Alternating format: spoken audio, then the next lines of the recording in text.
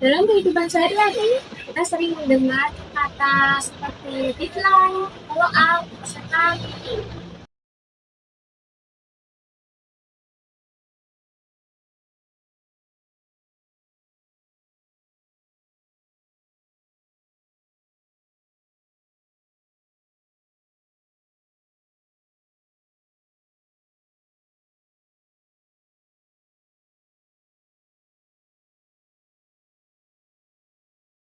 Bahkan tanpa sadar, kata-kata tersebut lebih sering kita gunakan dibandingkan padanan dalam bahasa Indonesia. Fenomena ini tampak sepele, tetapi sebenarnya menyimpan kebahasaan yang menarik untuk kita kaji bersama. Pada kesempatan ini, saya akan menyampaikan mengenai pendapat saya tentang permasalahan penggunaan bahasa Indonesia. Permasalahan ini sering kita jumpai di lingkungan kampus dan media sosial. Penggunaan bahasa Indonesia menjadi penting karena bahasa bukan hanya berfungsi sebagai alat komunikasi, tetapi juga cerminan cara berpikir dan sikap penuturnya. Cara menggunakan bahasa dapat menunjukkan tingkat kesadaran, ketelitian, serta tanggung jawab kita sebagai pengguna bahasa. Di tengah arus globalisasi dan perkembangan teknologi yang begitu pesat, masuknya bahasa asing, khususnya bahasa Inggris, merupakan hal yang tidak dapat dihindari. Namun, kondisi tersebut tidak membuat peran bahasa Indonesia menjadi terpinggirkan. Justru disinilah diperlukan sikap bijak dalam menggunakan bahasa agar bahasa Indonesia digunakan secara tepat. Bahasa Indonesia memiliki kedudukan yang sangat penting dalam kehidupan berbangsa dan bernegara. Sebagai bahasa persatuan, bahasa Indonesia berperan menyatukan masyarakat Indonesia yang terdiri atas berbagai suku, budaya, dan latar belakang bahasa daerah yang berbeda-beda.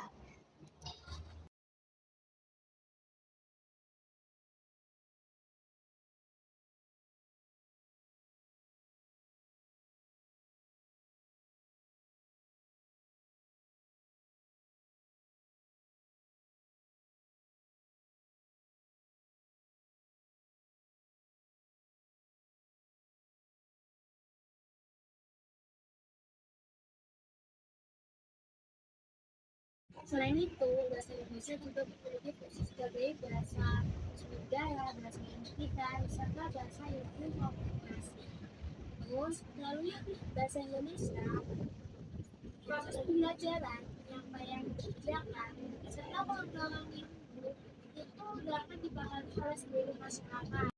Namun, seiring dengan perkembangan zaman dan derasnya arus globalisasi, posisi bahasa Indonesia mengalami berbagai tantangan. Pengaruh bahasa asing semakin kuat melalui media sosial dan media digital, menuntut kita untuk lebih sadar dan lebih kritis dalam menggunakan bahasa. Permasalahan yang sering kita jumpai adalah penggunaan campur kode, yaitu penggunaan bahasa Indonesia dan bahasa asing dalam satu tutur.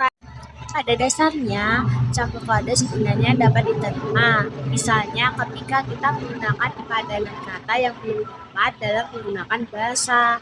Namun, permasalahan muncul ketika campur kode digunakan secara berlebihan dan tidak menyeimbangkan situasi dan tujuan komunikasi.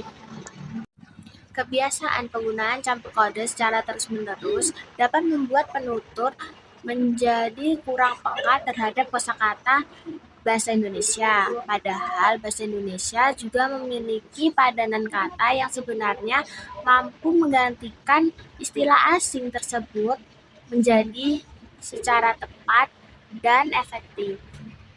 Untuk memahami permasalahan campur kode yang lebih jelas, kita dapat melihat contoh yang sering digunakan dalam percakapan sehari-hari seperti kalimat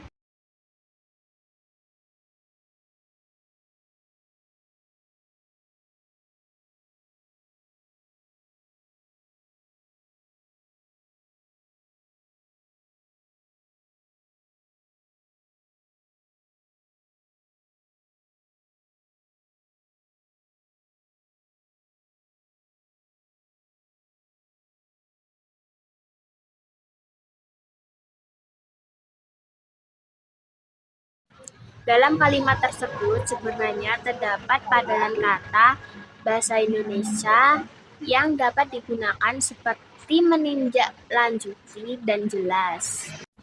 Permasalahan kebahasaan berikutnya yang masih sering ditemukannya bahasa secara tidak baku di ruang-ruang formal.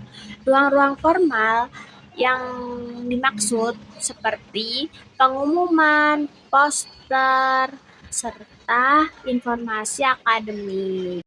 Kesalahan yang paling sering muncul bukan hanya penggunaan kosakata yang kurang tepat, tetapi juga kesalahan ejaan, tanda baca, hingga struktur kalimat. Sayangnya, kesalahan tersebut dianggap sebagai hal sepele dan tidak berdampak signifikan.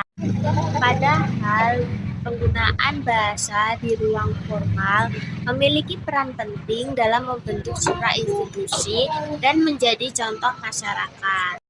Media sosial memiliki peran yang sangat besar dalam membentuk kebiasaan berbahasa masyarakat, khususnya generasi muda.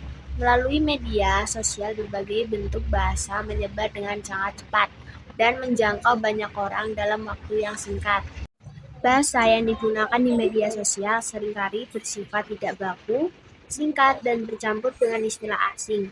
Ketika bentuk bahasa tersebut digunakan secara berulang dan terus-menerus, masyarakat secara tidak sadar mulai menganggapnya sebagai hal yang wajar dan dapat diterima. Oleh karena itu, diperlukan kesadaran kolektif agar kebebasan berekspresi di media sosial tetap diiringi dengan tanggung jawab dalam berbahasa. Berbagai permasalahan kebahasaan yang telah dibahas sebelumnya, apabila terus dibiarkan, dapat menimbulkan dampak yang cukup serius. Dampak tersebut tidak hanya dirasakan pada aspek kebahasaan semata, tetapi juga berpengaruh terhadap cara berpikir dan cara berkomunikasi masyarakat. Salah satu dampak yang paling nyata adalah menurunnya ketelitian dalam berbahasa, terutama dalam kegiatan menulis. Kesalahan struktur kalimat, pemilihan kata, dan kalimat dalam konteks akademik. Kondisi ini dapat mengurangi wibawa bahasa Indonesia sebagai bahasa ilmu pengetahuan dan bahasa resmi negara. Jika bahasa Indonesia tidak digunakan secara tepat dan konsisten, maka fungsi sebagai sarana penyampaiannya, gagasan ilmiah, dan pemikiran kritis akan semakin melemah. Menghadapi berbagai permasalahan kebahasaan tersebut, diperlukan sikap yang bijak dan proporsional. Solusi yang ditawarkan bukanlah dengan menolak penggunaan bahasa asing, melainkan dengan penempatannya sesuai dengan konteks dan kebutuhan. Dalam situasi formal seperti kegiatan akademik, administrasi, dan penyampaian informasi resmi, penggunaan bahasa Indonesia yang baik dan benar seharusnya menjadi prioritas. Hal ini penting untuk menjaga kejelasan makna serta wibawa komunikasi.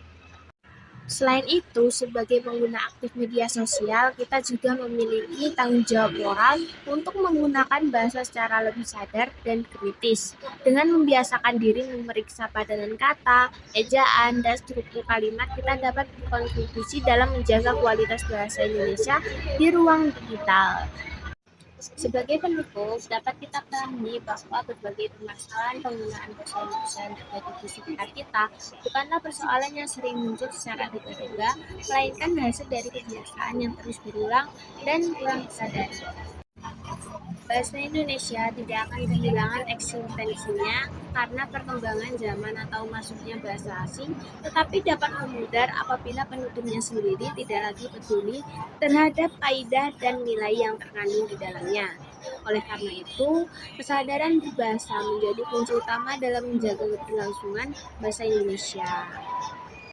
Melalui langkah-langkah sederhana seperti menggunakan bahasa Indonesia yang baik dan benar di ruang formal, kita lebih bijak dalam berbahasa di media sosial, kita dapat berkontribusi nyata dalam menjaga martabat bahasa Indonesia. Dengan demikian, bahasa akan tetap hidup, berkembang, dan berwibawa sebagai identitas bangsa yang patut kita banggakan.